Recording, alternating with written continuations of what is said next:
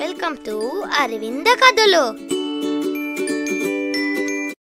ఒక ఊరిలో ఒక వృద్ధ బ్రాహ్మణుడు ఉండేవాడు. అతను ఎంతో భక్తి శ్రద్ధలతో దేవుణ్ణి పూజిస్తూ ఉండేవాడు. అలాగే మంచి మనసుతో అందరికి అన్నం పెట్టి అందరితో కలిసిమెలిసి ఉండేవాడు. ఆ బ్రాహ్మణుడు ఎప్పుడూ ఏదో ఒక పూజలు యాగాలు చేస్తూ అనుదినము దేవుడి భక్తిలోనే ఉంటూ ఆనందమైన జీవితాన్ని కొనసాగించేవాడు. అరే, నువ్వు బాగానే బేసిక్గానే ఉన్నావా? నీకేమైనా సమస్యలున్నాయా? అది నాకు చెప్పు. దేవుడికి నేనెళ్ళి నీ సమస్యను వివరంగా చెప్తాను.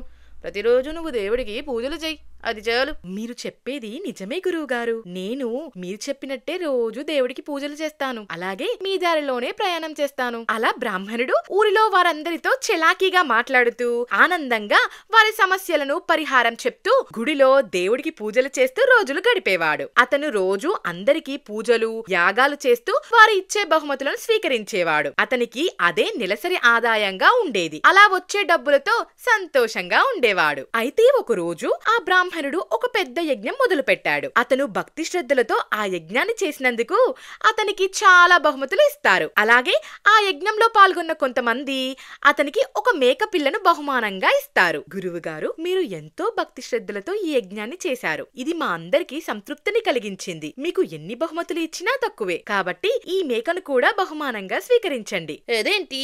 వద్దు వద్దు, ఈ మేక నాకెందుకు? ఎలాగైనా ఆ మేకను స్వీకరించవలసిందిగా ఆ ప్రజలు బ్రాహ్మణుడిని కోరుతారు. వారి కోరికను తిరస్కరించలేక ఆ బ్రాహ్మణుడు మేకను తీసుకుని వారికి ధన్యవాదాలు తెలిపి అక్కడి నుంచి బయలుదేరతాడు. బ్రాహ్మణుడు ఆ మేకను తీసుకుని తన గ్రామానికి వెళ్తూ ఉంటాడు. అది ఒక ముగ్గురు దొంగలు చూస్తారు. ఎలాగైనా ఆ మేకను బ్రాహ్మణుడి దగ్గర నుంచి దొంగిలించాలి అని పథకం వేస్తారు. అరే, ఆ వృద్ధ బ్రాహ్మణుని చూసారా? అతని దగ్గర ఒక మేకపిల్ల ఉంది. దానిని మనం ఎలాగైనా దొంగిలించాలి. అలా ఎలా కుదురుతుంది?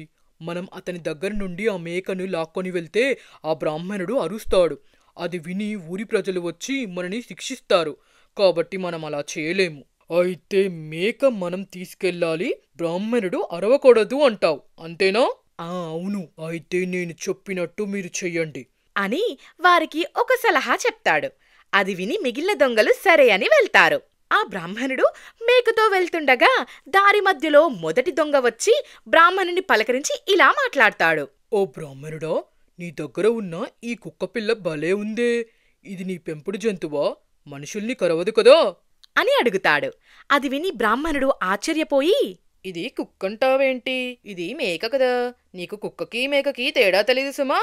లేదా నన్ను హేళన చేస్తున్నావా అని కోపంగా అడుగుతాడు. అది విని దొంగ, అయ్యో లేదు గురువుగారు, మిమ్మల్ని హేళన చేసే అంతటి వాడిని కాదు. అది నిజంగానే కుక్క కదా అని వెళ్ళిపోతాడు. ఇతనికి పిచ్చి పట్టినట్టుంది. మనిషికి కుక్కకి తేడా తెలియడం లేదు సుమా అని బ్రాహ్మణుడు ప్రయాణం మొదలుపెట్టాడు. ఇక రెండవ దొంగ బ్రాహ్మణునికి దారిలో ఎదురై, గురువుగారు, మీరేంటి ఒక శవాన్ని మీద వేసుకొని తీసుకెళ్తున్నారు? ఇదేంటి? ఏం జరిగింది అని అడుగుతాడు. అది విని బ్రాహ్మణుడు కంగారుగా, ఏం మాట్లాడుతున్నావయ్యా? శవమేంటి? ఇది ఒక మేక. లేదు లేదు, ఇది నిజంగానే శవం. నా కళ్ళు నన్ను మోసం చెయ్యవు. మీరు అబద్ధం చెప్తున్నారు అని అక్కడి నుండి వెళ్ళిపోతాడు. ఇక బ్రాహ్మణుడికి మెల్లిగా ఆ మేక మీద సందేహం మొదలవుతుంది. ఇదేంటి ఇతను ఇలా చెప్తున్నాడు? ఇతను చెప్పింది నిజంగా నిజమై ఉంటుందా? ఈ మేకేమైనా మాయామేక అయి ఉంటుందా? చీచి, అలా ఏమై ఉండదులే అని ప్రయాణం మొదలు పెడతాడు. ఇక మూడవ దొంగ బ్రాహ్మణుడికి ఎదురుగా వస్తాడు. అయ్యో స్వామి, మీరేంటి పిశాచిని మీతో తీసుకెళ్తున్నారు? మీరేమైనా బట్టి విక్రమార్కుడు అనుకుంటున్నారా? అది అతి భయంకరమైన పిశాచి, మిమ్మల్ని చంపేస్తుంది, జాగ్రత్త అని చెప్పి పారిపోతాడు. అది విని బ్రాహ్మణుడు భయపడి, వామ్మో, ఇదేదో మాయామేకలాగుంది దేవుడా, నాకీ మేక వద్దు. మొదట వచ్చిన వ్యక్తేమో ఇది కుక్కలాగుందన్నాడు, రెండో వ్యక్తేమో శవంలాగా కనిపించిందన్నాడు, ఇక ఈ మూడవ వ్యక్తేమో పిశాచిలాగా కనిపించిందన్నాడు. ఇది నిజంగానే పిశాచయుంటుంది. ఇక నాకీ మేక వద్దు దేవుడా అని దానిని అక్కడే వదిలిపెట్టి పారిపోతాడు. ఇక ముగ్గురు దొంగలు వెంటనే అక్కడికి వచ్చి సంతోషంగా ఆ మేకను తీసుకుని పారిపోతారు. అందుకే ఎవరెవరో చెప్పిన మాటలు నమ్మి చర్యలు తీసుకోవడం మంచిది కాదు.